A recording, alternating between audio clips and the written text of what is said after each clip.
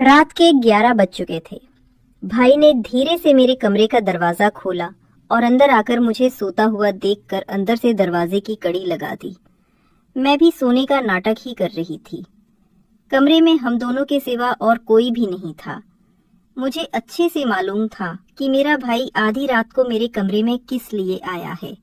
मैं भी बिस्तर पर आंख बंद करके ऐसी पड़ी थी जैसे बहुत ही गहरी नींद में हूँ। उसके बाद जो भाई मेरे साथ करने वाला था वह मुझे मालूम था, पर मैं भी उसे रोकने की कोशिश नहीं करती थी। क्यों नहीं रोकती थी, इसका जवाब आपको कहानी में आगे मिलेगा। आखिर यह सब कैसे शुरू हुआ और भाई को सबसे ज्यादा मेरे में क्या पसंद था। पूरी कहानी जानने के बाद आपके होश उड़ जाएंगे कि कैसे उसने मुझे सिर्फ अपनी उंगली से हेलो। दोस्तों, मेरी उम्र 21 साल थी। मैं सेकेंड ईयर की स्टूडेंट थी। उन दिनों गर्मी शुरू हो चुकी थी, इसलिए हमें कॉलेज से छुट्टियां मिल गई थी। रोज की तरह आज भी पूरे घर की सफाई करने के बाद मैं अपने बिस्तर पर आराम कर रही थी। थकावट इतनी ज्यादा थी कि ऐसा लग रहा था जैसे पूरा बदन अकड़ गया हो। मैं अपने बिस्तर पर लेट सुकून पाने की कोशिश कर रही थी और हाथों से अपने सिर की मसाज कर रही थी। तभी मेरी एक आवाज सुनकर मेरा भाई विक्की बंद कमरे में आया और कहने लगा, क्या हुआ दीदी, तबीयत तो ठीक है? मैंने कहा, क्या बताऊं भाई, मम्मी सारा काम मेरे सर पर डालकर चली जाती है। कॉलेज की छुट्टियां क्या हुई, सारे घर की जिम्मेदारी मुझ पर आ गई है। ऊपर से नौकर भी छुट्टी पर है। मुझसे नहीं होते ये घर के काम। मेरी बात सुनकर वो मेरे पास बैठ गया और कहने लगा, मेरी प्यारी बहन, कोई बात नहीं, मैं अभी तुम्हारे लिए दूध लेकर आता हूँ। उसे पियोगी तो सुकून मिलेगा। विकी की बात सुनकर मैं मुस्कुरा दी और कहा, बस तुम खाना बाहर से ले आना, मैं थोड़ी देर सो जाऊंगी। इसके बाद वो वापस दूध लेकर आया। उसे देखकर मुझे उस पर बहुत प्यार आया। सच में दुनिया में बहुत कम ही ऐसे भाई होते हैं जो अपनी बहनों का इतना ख्याल रखते हैं। मैंने उसे ढेर सारी दुआएं दी और उसका लाया हुआ दूध पीने लगी। दूध पीने के बाद मैंने गिलास एक साइड पर रखा और लेट गई। विकी कहने लगा, चलो मैं तुम्हारा सिर दबा देता हूँ, तुम आराम से सो जाओ। वो मेरे सिरहाने बैठ गया और अपने हाथों से मेरा सिर दबाने लगा। मुझे धीरे धीरे सुकून मिलने लगा और दर्द भी कम होने लगा। मैं आंखें मूंद कर सोने लगी और गहरी नींद में चली गई। मुझे पता ही नहीं चला कि घंटों तक मैं सोती रही। मेरी आंख मम्मी की आवाज से खुली। मैं हड़बड़ाकर उठी। सिर बुरी तरह बोझिल हो रहा था। घड़ी पर नजर डाली तो रात के 10 बज रहे थे। मुझे एकदम झटका सा लगा। बड़ी अजीब बात थी कि पापा ऑफिस से वापस आ चुके थे। शायद थकावट की वजह से मुझे वक्त का एहसास ही नहीं हुआ। जैसे ही उठकर 2 कदम चली, मुझे चक्कर आ गए। आंखों के आगे अंधेरा छा गया। अगर दीवार का सहारा ना लिया होता तो यकीनन गिर जाती। फ्रेश होकर बाहर आई तो देखा खाने की टेबल पर सब मेरा ही इंतजार कर रहे थे। मैं जाकर आराम से कुर्सी पर बैठ गई। विकी मुझे देखकर मेरी प्लेट में खाना डालने लगा। फिर मम्मी से कहने लगा, मम्मी, अन्नू पर काम का बोझ थोड़ा कम डाला करें। अगर अन्नू नहीं आ रही है तो उसकी जगह किसी और को रख लें।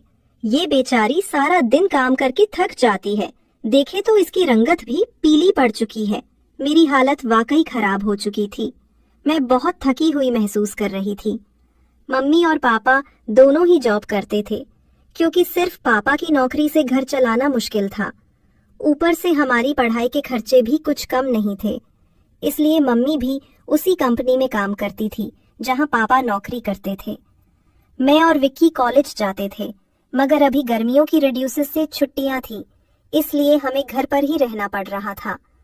मैंने ये बात नोट की थी कि पिछले कुछ दिनों से विक्की मेरे साथ कुछ ज्यादा ही जुड़ गया है।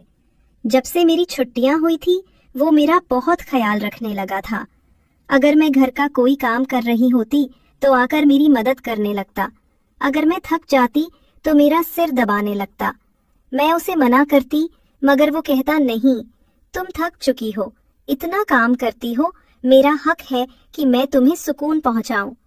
मैं भी चुपचाप लेटी रहती, लेकिन एक रात जो कुछ हुआ उससे मेरे होश उड़ गए।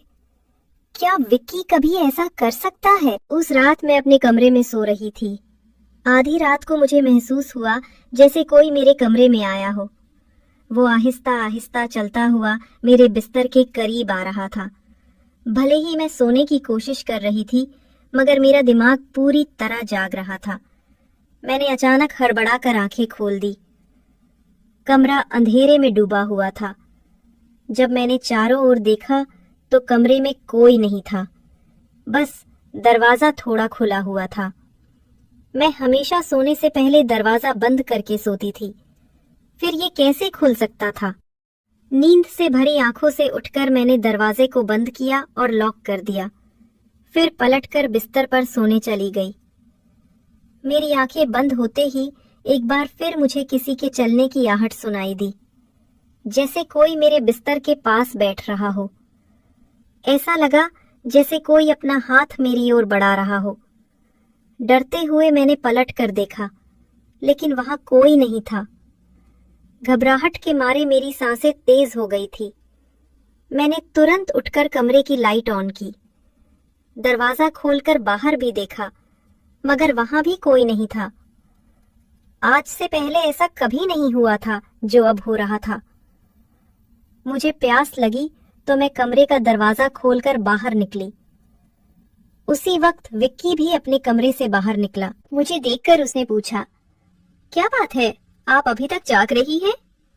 मैंने जवाब दिया, कुछ नहीं, बस ऐसा महसूस हुआ जैसे कमरे में कोई मौजूद हो। पानी पीकर मैं दोबारा कमरे में आ गई और पीछे पीछे विक्की भी आ गया। उसने कहा, आपको डरने की जरूरत नहीं है। अगर आपको डर लग रहा है तो मैं आपके पास सो जाता हूँ। मैंने उसे मना करते हुए कहा, नहीं, तुम्हें अपनी नींद खराब करने की जरूरत नहीं है, तुम अपने कमरे में जाकर सो जाओ। लेकिन वो जिद करने लगा, मैं आपको अकेला किसी भी हाल में नहीं छोड़ सकता। आपकी तबीयत खराब हो सकती है, मैं आपको तकलीफ में नहीं देख सकता। आप सो जाएं, मैं यहीं सो जाता हूँ। आखिरकार मैं बेड पर जाकर सो गई। उसने तकिया उठाया और सोफे पर रखकर वहीं सो गया।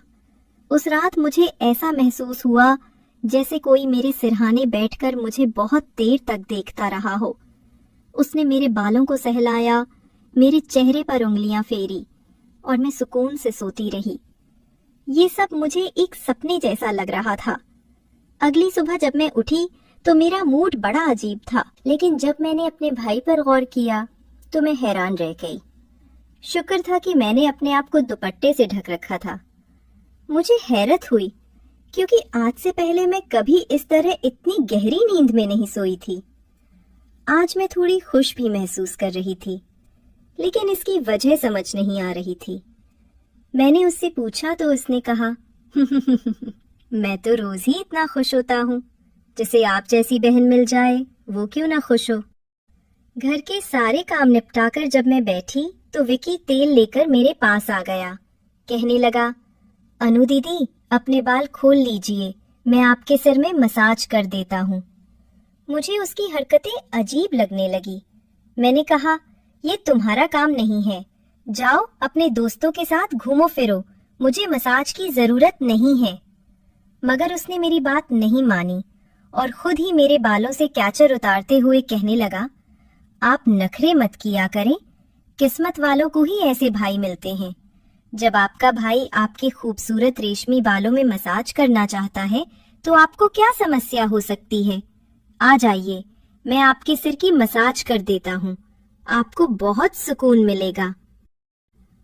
वो मुझे उठाकर कमरे में ले गया। मैं बेड पर तकिया रखकर लेट गई। मेरे बाल बेड से नीचे लटक रहे थे। वो मेरे सिरहाने बैठकर मेरे बालों की मसाज करने लगा। विक्की मुझसे 4 साल छोटा था, लेकिन मुझे नाम से ही बुलाता था। उसने कहा, आप इतनी प्यारी हैं कि आपको देखकर दिल करता है कि आप हमेशा इसी तरह मुस्कुराती रहें और मैं आपकी लाड उठाता रहूं। वो मेरे बालों की मसाज कर रहा था और उसके हाथों में जैसे जादू था। मुझे इतना अच्छा लग रहा था कि मैं धीरे धीरे नींद की वादियों में खोने लगी। तेल की खुशबू भी बहुत जबरदस्त थी। मैंने उससे पूछा, ये कौन सा तेल है? वो बोला, ये बहुत ही खास तेल है, खास आपके लिए। आपके जो इतने हसीन बाल हैं ना, ये उन्हीं बालों के लिए बना है। उसकी बातें बहुत प्यारी थी। हालांकि मैं समझ नहीं पा रही थी कि वो किस लहजे में बात कर रहा है। बहरहाल मसाज के दौरान ही मैं गहरी नींद में खो गई। कुछ देर बाद जब मेरी आंख खुली तो मेरा पूरा बदन दर्द से टूट रहा था। ऐसा लग रहा था जैसे मेरी टांगों पर बहुत ज्यादा वजन रखा गया हो। पूरे बदन में दर्द सरक रहा था। मैं धीरे धीरे उठकर बैठी और आसपास देखने लगी। मेरी हालत अजीब थी। जब मैंने खुद पर गौर किया तो देखा कि मैं पूरी तरह भीगी हुई थी, जैसे किसी ने मुझे नहला दिया हो। मेरे कपड़े गीले थे, पंखा बंद था और कमरे में गर्मी थी। ये सब क्या हो रहा था? बड़ी मुश्किल से मैं बेड से उठी। मुझे चक्कर आ रहे थे, चलना मुश्किल हो रहा था। मैं अपनी हालत समझ नहीं पा रही थी। ऐसा क्यों लग रहा था कि मैंने सोया नहीं बल्कि कोई भारी मेहनत वाला काम किया हो। बड़ी मुश्किल से चलकर मैं बाथरूम गई और फ्रेश हुई। अपनी हालत पर गौर किया तो लगा जैसे शरीर पूरी तरह थकावट से चूर था। जब मैं कमरे से बाहर निकली तो मुझे फुसफुसाने की आवाजें सुनाई दी। ऐसा लग रहा था जैसे कोई किसी से बात कर रहा हो। घर में मेरी और विकी के अलावा कोई नहीं था। फिर वो किससे बात कर रहा था? मैं पहले किचन में पानी पीने गई, मगर तब तक वह फुसफुसाहट रुक चुकी थी। मैं किचन के दरवाजे के पास खड़ी थी जब मैंने बैठक से किसी को निकलते देखा। उसके हाथ में काफी पैसे थे, जिन्हें देखकर वह मुस्कुरा रहा था। यह देखकर मेरे माथे पर बल पड़ गए। अगले ही पल उसकी नजर मुझ पर पड़ी। मुझे देखकर उसने कहा, अन्नू, आप उठ गई? मैं उसकी तरफ धीरे धीरे चलकर गई। वह हड़बड़ाकर पैसों को अपनी पैंट की जेब में डालने लगा, मगर मैंने उसका हाथ पकड़कर उन पैसों को सामने लाकर पूछा, इतने पैसे तुम्हारे पास कहां से आए? वह नजरें झुका चुका था। धीरे से कहने लगा, आप प्लीज पापा को मत बताना।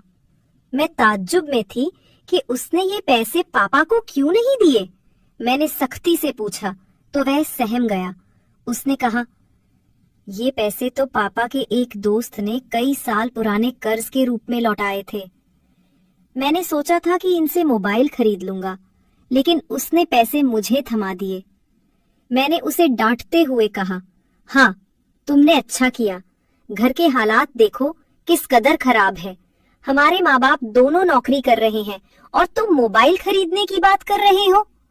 वह शर्मिंदा हो गया। उसी रात मैंने वह पैसे पापा को दे दिए। उस रात विकी मुझसे कोई बात नहीं कर सका और जल्दी सोने चला गया।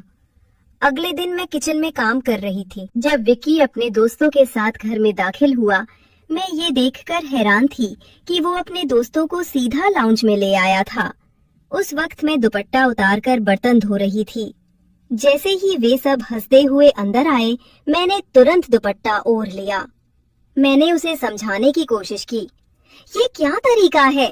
तुम जानते हो इस वक्त मम्मी पापा घर पर नहीं है, फिर भी तुम इन लोगों को घर ले आए हो। विकी तनक कर बोला, ये मेरा घर है। जब आपको मेरा ख्याल नहीं है तो मैं आपका ख्याल क्यों करूं? अच्छा, खाना तैयार करो। ये मेरे बहुत खास दोस्त हैं।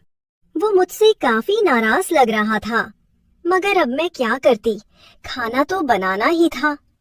मैं उसके दोस्तों के लिए खाना बनाने लगी। तभी वो बोला, खाना परोसने भी तुम खुद ही आओगी। विकी का ये रवैया मुझे हैरान कर रहा था। छोटी सी बात पर वो इतना कैसे बदल सकता था?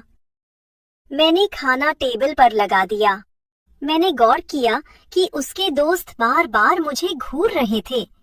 वे सभी विकी की उम्र से बड़े लग रहे थे और अजीब तरीके से मुझे देख रहे थे, जैसे मुझे निगल ही जाएंगे। मैं डरकर अपने कमरे में चली गई और खुद को बंद कर लिया। जैसे ही वे गए, मैं विक्की पर फट पड़ी। दोबारा तुम्हारे ये दोस्त इस घर में नजर नहीं आने चाहिए। मगर वो अगले ही पल मेरे गाल थाम कर कहने लगा, इतना गुस्सा कहाँ से आता है? वे दोबारा नहीं आएंगे, लेकिन आप इस बारे में मम्मी पापा को कुछ नहीं बताएंगी। विक्की के इस बर्ताव से मैं परेशान हो गई। वो कभी प्यार जताने लगता था तो कभी चिढ़ने। बहरहाल मैंने हामी भर दी और अपने कमरे में चली गई। मुझे विक्की की हरकतें दिन ब दिन अजीब लगने लगी थी। उस रोज भी जब मैं अपने कमरे में आराम करने के लिए सोई तो अचानक मुझे अपने पैरों पर किसी के हाथ महसूस हुए। मैंने चौंक कर आंखें खोली तो देखा कि विक्की मेरे पैरों को अपनी गोद में रखकर मसाज कर रहा था। मैंने तुरंत उसे ऐसा करने से मना किया, मगर वो कहने लगा, मैं जो कर रहा हूँ मुझे करने दो। इस घर में एक मैं ही हूँ जिसे आपकी इतनी फिक्र है। मम्मी पापा को तो काम से ही फुर्सत नहीं है। मैं भी थक चुकी थी, आंखें बंद की और सोने लगी। विक्की के हाथों की मसाज से मुझे नींद आ गई, लेकिन जब मेरी आंख खुली तो मेरे होश उड़ गए। मेरा सिर बुरी तरह चकरा रहा था। बिस्तर की चादर बिल्कुल बेतरतीब हो चुकी थी। बिस्तर पर एक शर्ट और एक मेल परफ्यूम पड़ा था। ये सामान किसका था? मैं कुछ बोल नहीं सकी। मेरे सिर में इतनी तेज दर्द था कि मैं फिर से बिस्तर पर गिर गई। ऐसा लग रहा था जैसे किसी ने मुझे बेहोशी की दवा पिला दी हो। पास में फुसफुसाने की आवाजें आ रही थीं, मगर कौन बोल रहा था ये मैं पहचान नहीं सकी। मुझे सिर्फ विक्की की आवाज सुनाई दे रही थी। ऐसा लग रहा था जैसे वो मेरे कमरे में मौजूद हो और मुझे उठाने की कोशिश कर रहा हो। कुछ देर बाद जब मेरी आंख खुली तो सारा दृश्य मेरी नजरों के सामने घूमने लगा। मैंने सबसे पहले बेड की तरफ देखा, जहां पहले शर्ट और परफ्यूम पड़े थे, मगर अब वहां कुछ भी नहीं था। आज फिर मेरी हालत बहुत अजीब थी। मैं कोई बच्ची नहीं थी जो ये सब कुछ समझ न पाती। घर में मेरे और विक्की के अलावा और कोई नहीं था। फिर मेरे सोने के बाद ऐसा क्या होता था कि मेरा पूरा शरीर पानी से नहला दिया गया हो? सिर्फ इतना ही नहीं, मेरा शरीर दर्द से चूर था और रंगत भी बिल्कुल पीली पड़ चुकी थी। दिन ब दिन विक्की मेरे करीब आने की कोशिश कर रहा था, मगर मैं हर बार कोई ना कोई बहाना बनाकर अपने कमरे में चली जाती थी। मेरे दिमाग में अजीब अजीब से विचार आने लगे थे। तबीयत भी काफी खराब रहने लगी थी। मेरी हालत देखकर माँ भी परेशान हो गई। उन्होंने कहा कि वो अगले दिन ऑफिस से छुट्टी लेकर मुझे डॉक्टर के पास ले जाएंगी, ताकि पता चल सके कि मुझे क्या समस्या है। उस रात मैं बार बार उठ रही थी और ठीक से सो नहीं पाई। अगले दिन मेरे माता पिता हमेशा की तरह अपने काम पर चले गए। मुझे लगा शायद उन्हें मेरी परवाह नहीं थी। आखिरकार मैं खुद ही डॉक्टर के पास गई। वहां अल्ट्रासाउंड से पता चला कि मैं गर्भवती हूँ। ये सुनकर मेरे होश उड़ गए। आखिर ये सब मेरे साथ कौन कर सकता था? विक्की मेरा भाई था, लेकिन फिर मेरे दिमाग में ये बात आई कि मैं उसे सगा भाई समझती हूँ, जबकि वो मेरा सौतेला भाई है। विक्की मेरी माँ की दूसरी शादी से था, जबकि मैं उनकी पहली शादी की औलाद थी। इस तरह की बातें मुझे गलत सोचने पर मजबूर कर रही थी। मुझे समझ नहीं आ रहा था कि ये बात मैं अपने माता पिता को कैसे बताऊं। विक्की जब भी मेरे पास बैठता तो कभी मेरा हाथ पकड़ता तो कभी मेरे गाल खींचने लगता। मैं पहले इन बातों को हल्के में लेती थी, मगर अब सब कुछ अलग नजर आ रहा था।